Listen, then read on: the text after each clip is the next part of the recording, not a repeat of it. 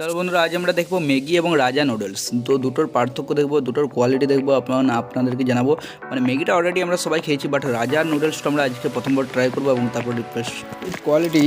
এই যে সৌরভ ভাই দেখিয়েছে আমাদেরকে এই চিপ যে কোয়ালিটি, সেই কোয়ালিটি অনুযায়ী স্বাদ কেমন হবে, কৌশিক স্বাদ কেমন হতে পারে? ফালতু কোম্পানি বাখান দেবে।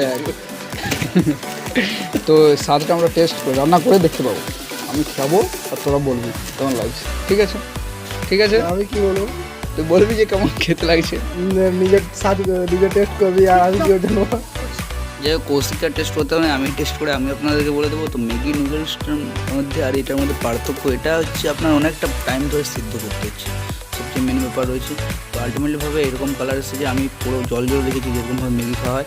তো এটা আমি একটু খাই ট্রাই করে দেখছি যে কেমন লাগে, বাট এটা আমি খেয়ে দেখেছিলাম তো অতটা ভালো লাগেনি, যেটা মানে